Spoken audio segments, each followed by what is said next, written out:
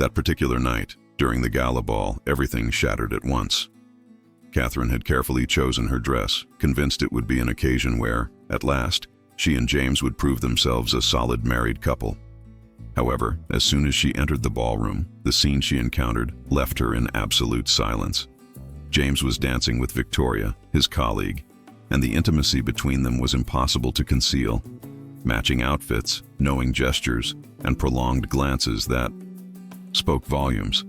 The humiliation was immediate, not because of the murmurs that began to circulate among those present, but because it became clear to everyone that Catherine had been reduced to an invisible role in her husband's life. She stood for a few seconds watching, as if trying to decide whether to burst into tears, scream, or simply turn away. Instead, she breathed calmly, removed the wedding ring from her finger, and placed it firmly on the nearest table. Then he turned around and left the room without hurrying and without looking back.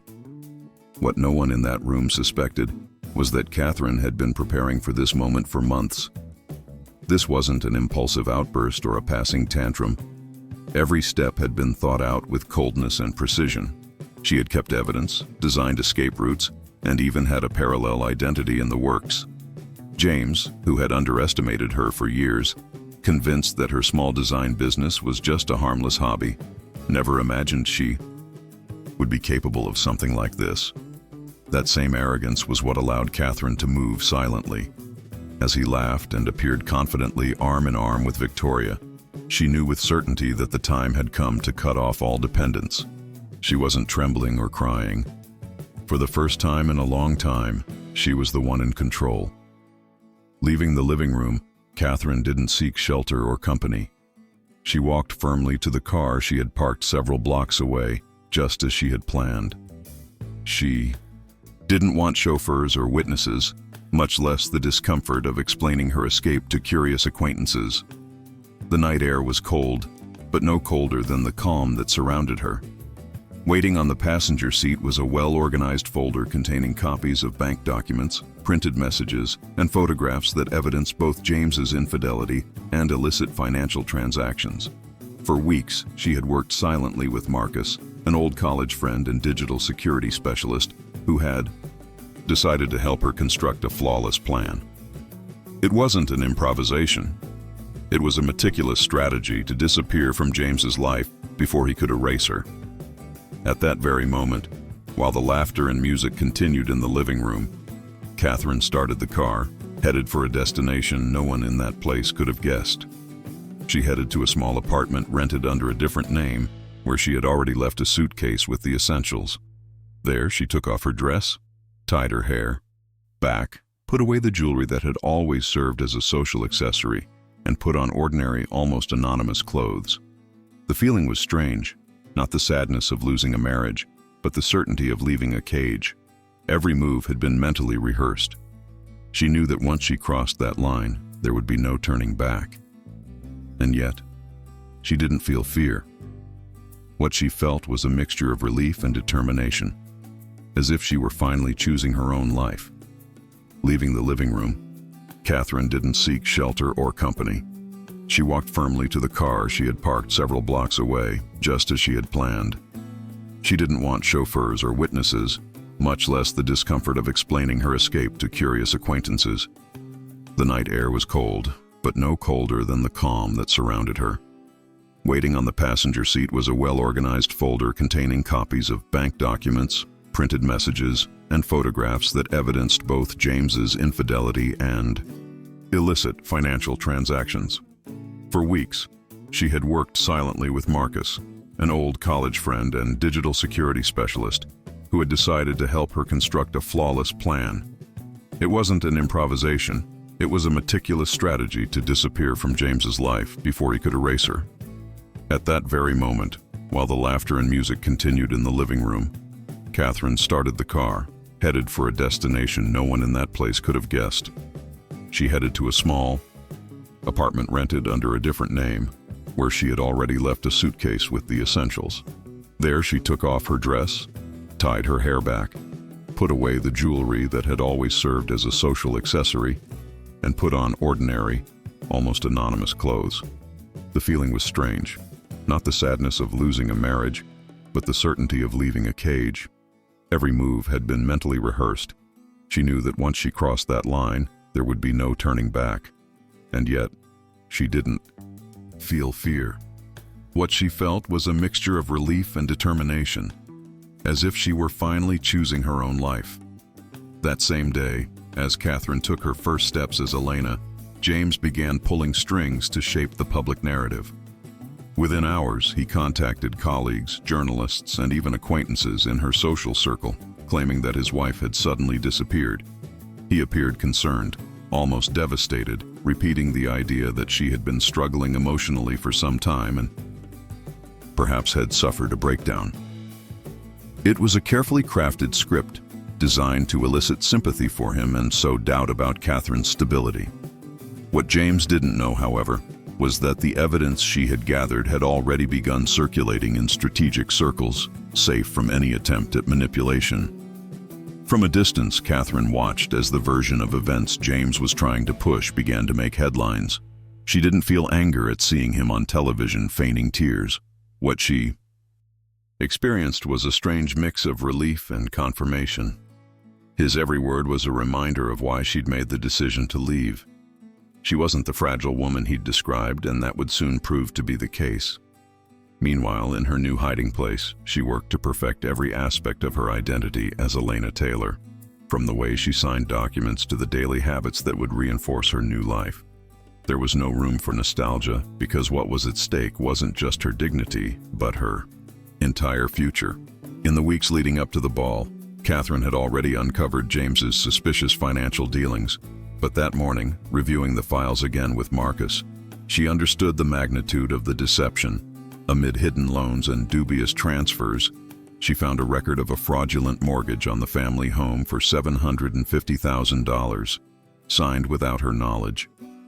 This blow was more devastating than the infidelity itself, because it meant that James had not only betrayed her as a wife, but had also jeopardized her financial stability to fuel his ambition. Everything fell into place with brutal coldness. He wasn't planning to stay. He was already building another life with Victoria, and Catherine was nothing more than an obstacle that needed to be removed from his path. The certainty of this major betrayal gave Catherine unexpected strength. It was no longer just a matter of salvaging her wounded pride, but of regaining control of her destiny, before James completely destroyed it. That afternoon, while hiding in the safe house, she reviewed the evidence folder over and over again, making sure everything was backed up on multiple devices and secure locations. Marcus had insisted that redundancy was key. Nothing should depend on a single file or contact. Catherine understood this clearly because she knew she was facing someone who would not hesitate to ruin her to save face, and that awareness was what turned her plan into a mission of no return. In the following days, Catherine began the most delicate process, transforming into Elena Taylor. A fake passport or a secure bank account wasn't enough. A complete change was required. In a shelter specializing in sheltering women fleeing extreme situations, she found the space and guidance she needed. There, a therapist taught her how to work on her posture, her way of speaking, and even small everyday gestures that would reinforce her new identity. It felt strange at first to respond to another name, but each time she did, she felt herself moving a little further away from James's shadow. The reflection in the mirror began to reflect someone different, a woman who no longer asked permission to exist. The process also included external changes. Catherine dyed her hair a darker shade, changed her way of dressing, and adopted accessories she would never have worn before. These weren't mere cosmetic details. They were tools for severing the link with her old life. Each new piece of clothing, each updated document, represented a greater distance between the ignored wife and the emerging independent business consultant. In that refuge, among women with stories of escape and rebirth, she understood she wasn't alone, and that sense of community gave her the confidence she needed to firmly inhabit her new identity. While Catherine was quietly establishing herself as Elena, rumors about James began to gather steam in professional circles. The first dossiers Marcus had anonymously forwarded reached colleagues and journalists specializing in financial matters. What at first seemed like simple gossip about infidelity turned into a scandal of major proportions. Misappropriation of funds, irregularities in contracts, and fraudulent loans. The ambitious lawyer's impeccable image began to crumble, and with each published article, his reputation became more difficult to maintain. James, who had tried to present himself as a concerned husband, was suddenly faced with explanations he couldn't possibly offer. Victoria, for her part, went from being the smiling companion to becoming an uncomfortable burden. The same colleagues who had once applauded her now pointed to her as a silent accomplice. At social gatherings, the once admiring glances turned into awkward whispers. James tried to keep her by his side, but as the scandal grew, it became clear that their relationship, far from strengthening him, was dragging him down further. Catherine, in her new identity, followed every move with calculated distance. She didn't seek open revenge, but James's downfall was the inevitable consequence of his own arrogance. As the months passed, Catherine, like Elena, managed to establish herself in New York with a solidity that surprised even herself. She had chosen the field of business transition consulting, a field where she could apply her legal knowledge and analytical skills without having to expose herself too much. At first, they were small contracts, discrete assignments that barely covered the basics, but little by little, she gained credibility. Her discipline, the same she had used to plan her disappearance, became her professional hallmark. No one suspected that behind that confident and organized woman lay a story of escape and reconstruction. Meanwhile, James's world was crumbling at a speed he couldn't control. Official investigations confirmed the financial crimes, and his name appeared in headlines for reasons opposite to those he had always sought. From promising lawyer, he became the center of a judicial process that exposed him as corrupt and manipulative. His partners distanced themselves, clients abandoned him, and finally he faced the conviction that sealed his downfall. Catherine, watching from a distance, felt no desire to celebrate. Her victory lay not in seeing him defeated, but in knowing that she was free and able to sustain her new life without ever depending on him. The day James's conviction was officially announced, Catherine no longer used that name in any aspect of her life. Like Elena Taylor, she was in the middle of a meeting with a new client when the news appeared on the screens in the building's lobby. She briefly saw her old last name associated with a 5-year prison sentence for fraud, and all she felt was a profound inner silence. There was no euphoria or exaggerated relief, only the confirmation that a chapter had come to an end. As she stepped outside, the bustle of New York seemed a reminder that her life was completely separate from that past. That night in her apartment, already decorated with objects she had chosen herself, Catherine reflected on what she had experienced. She remembered the exact moment she had left the wedding ring on the living room table, that cold and calculated gesture that marked their final breakup. Everything that had happened next, the escape, the new identity, James's fall, was the natural consequence of having regained control. She didn't see herself as a heroine or a victim. She was simply a woman who had chosen to disappear so she could exist again. And that certainty, more than any revenge, was what made her finally feel at peace. Over the first year, Elena had built a stable and consistent routine. Her days were filled with meetings with business owners who needed advice, quick coffees on Manhattan street corners, and nights reviewing financial reports as if she'd always belonged in that world. The difference was, that now she did everything on her own terms, without the pressure to please anyone else. She had stopped being the wife of, and had become a professional in her own right. This change in role gave her a confidence she'd never felt during her years of marriage. From time to time, news snippets about James and Victoria reached her. There was talk of how he was trying to appeal his conviction, how she had publicly distanced herself when the social pressure became unbearable. Catherine felt neither compassion nor resentment, merely an emotional distance that was difficult to explain. They were two names that no longer held any weight in her present. Her victory lay not in seeing them fall, but in knowing that her life was moving in a different direction, completely free from the shadow that had suffocated her for more than a decade. In her immediate surroundings, no one knew the real story. To her colleagues and clients, Elena Taylor was a consultant with an impeccable academic. record and enough experience to guide companies through critical moments. No one asked too many questions about her past, and that discretion was part of what made her trustworthy. Catherine had learned to manage silences, to choose what to tell and what to hide, until she had turned her story into a carefully constructed mosaic. This self-control allowed her to walk without fear, even when the city constantly reminded her that every corner held secrets. Yet there were nights when the memory returned with a vengeance. She remembered the dances, the dinners, James's gestures that she had once mistaken for affection and now recognized as manipulation. In those moments, sadness mingled with a strange pride. She had managed to escape from a place where many women were trapped. The difference was that she decided to plan her exit with the same precision with which James had planned his betrayal. That contrast, though painful, was also proof of her resilience.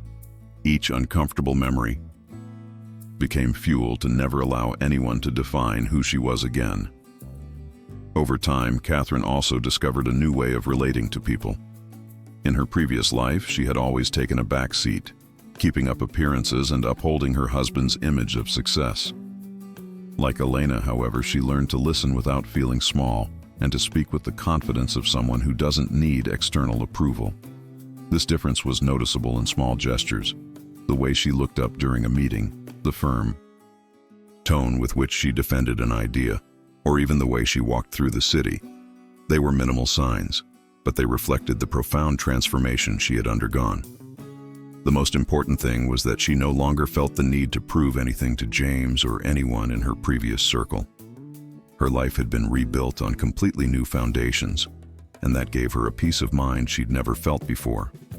She'd gone from being an invisible woman to someone who made her own decisions with full awareness. In a way, every signed contract and every satisfied client were silent reminders that she'd achieved the unthinkable, disappearing without a trace and being reborn as a different person without owing explanations to anyone. Still, Catherine wasn't fooling herself. She knew her new life wasn't built on naivete, but on scars. There were nights when, upon closing her eyes, she relived the exact moment she saw James and Victoria dancing as if she didn't exist. That image had hurt her deeply, but it had also been the spark that ignited everything else. She understood that pain could be a driving force if used thoughtfully, and that was the key to her transformation. It wasn't about denying what she'd experienced, but rather using it as a constant reminder of why she should never go back. In her environment as Elena, she had also learned to recognize signs in other people. Women who came to her with fledgling projects, often marked by relationships in which they had been belittled or ignored. Although she never shared her own story, she found ways to encourage them, to remind them that they weren't invisible. This silent empathy became one of her greatest professional and personal strengths. Catherine knew, more than anyone, what it meant to rebuild from the ground up, and although she didn't say it out loud, every piece of advice she gave implied the experience of her own rebirth. One day, while reviewing some reports in her office, Catherine received an anonymous email with a link to a television interview with James from prison. In it, he attempted to justify himself, speaking of mistakes made under pressure and internal betrayals within his firm. Catherine watched the recording with a mixture of disbelief and detachment. The man who had once superbly dominated every space now appeared defeated, his shoulders slumped and his speech crumbling. She felt no compassion, no joy, only the certainty that their estrangement was irreversible, that there was no possibility of them crossing paths again. That night, already in the quiet of her apartment, she thought about how a single day had changed everything. The moment she'd placed her wedding ring on that table in front of everyone. That gesture, seemingly so simple in its simplicity, had marked the line between a life of submission and a life of freedom. Since then, every decision had been a consequence of that initial determination. There was no magic or destiny, only the firm will to no longer be invisible. Remembering it, she couldn't help but smile slightly. Not because of James's fall, but because of the fact that she'd saved herself. As time passed, Catherine stopped counting the days since her escape. Her life as Elena had become so stable that, At times, it seemed as if she had always been that woman. However, she still kept some mementos of her former existence in a small box. A photograph with her deceased mother, a couple of old letters, and a pendant she had bought long before she married James. These objects were the only bridge to her past identity, and she kept them more as a reminder of her origins than a yearning to return. There was no nostalgia in them, but a kind of emotional compass that reminded her how far she had come. As her career progressed, she began receiving invitations to conferences and seminars. There, she shared business transition strategies, spoke about the importance of anticipating risks and creating alternative plans for critical moments. No one knew that, in reality, every concept she presented was based on her own experience of survival. The audience admired her for her clarity and confidence, unaware that this steadfastness was born of pain and betrayal. Catherine understood that she didn't need to reveal her story to inspire. It was enough to convey the certainty that there is always a way out, even when all seems lost. Once, at the end of a conference, a young woman approached her with tears in her eyes to thank her for her words. She confessed that she was going through a marriage in which she felt nullified and voiceless. Catherine listened patiently, revealing nothing about herself, but gave her simple and direct advice. Never underestimate your ability to start over. That brief sentence actually carried the entire essence of her own journey. The young woman smiled with a certain hope, and in that instant, Catherine understood that her story, although secret, could resonate in other lives. That night, back home, she reflected on how her silence had transformed into a different form of resistance. She didn't need to publicly recount what she had done to validate her journey. The true victory lay in living fully as Elena, in building a solid future without her former name weighing on her. James had tried to erase her through manipulation and humiliation, but it was she who had first erased him from her present. And that thought, far from being filled with resentment, generated a serene peace that no open revenge could have given her. With each step she took in her new life, Catherine became more convinced that her disappearance had been the only possible way out. It wasn't just about escaping a broken marriage, but about saving herself from the emotional and financial ruin carefully planned by James. Looking back, she understood that if she had stayed, sooner or later she would have lost not only her business and her stability, but also what little self-confidence she had left. Instead, by leaving in a calculated manner, she had proven that her value didn't depend on a man's gaze or a shared last name. The impact of her transformation wasn't limited to the personal. Like Elena Taylor, she began to be recognized in business circles for her ability to identify risks and plan exit strategies in crisis situations. No one knew that this knowledge came from intimate experience, but the truth is that her skill was real and tangible. Each case she solved was also a way of reaffirming herself, of reminding herself that she had turned pain into a useful tool. She was no longer the invisible woman James had scorned, but a respected professional whose opinion carried weight. There was a moment, months later, when Catherine ran into an old acquaintance from her past life by chance. It was in a downtown cafe, and the woman looked at her insistently, as if trying to recognize Elena as someone familiar. Catherine smiled naturally, said a few polite words, and left before the conversation could go any further. That brief interaction made it clear to her that her transformation was effective. She was no longer seen as Catherine, but as a completely new person. That reassurance gave her even more confidence that she had successfully closed the previous chapter.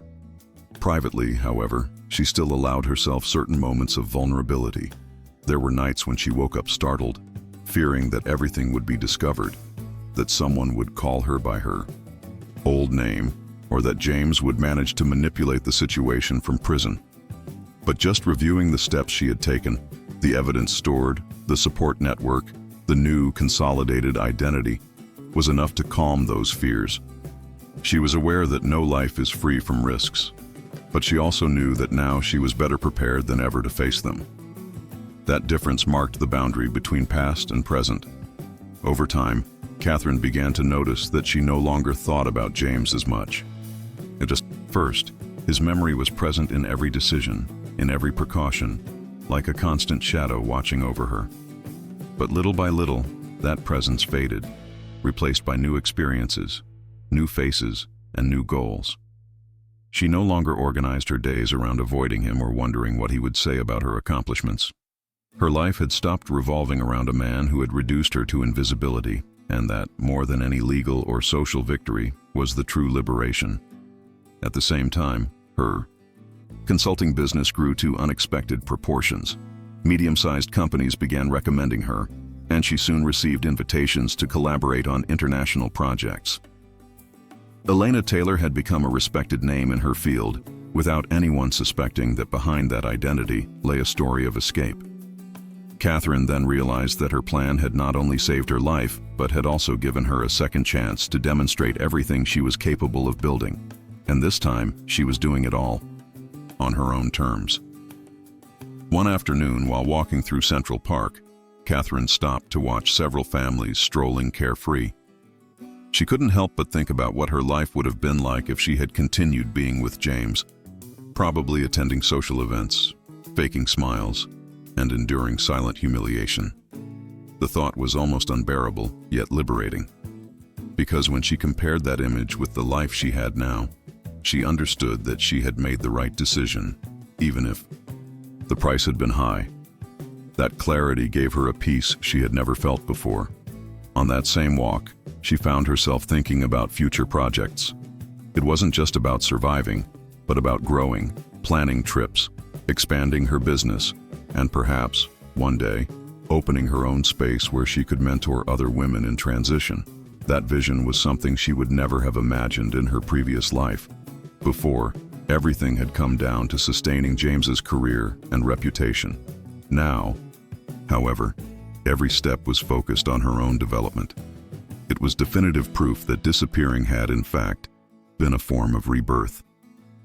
As the months passed, news of James ceased to make headlines.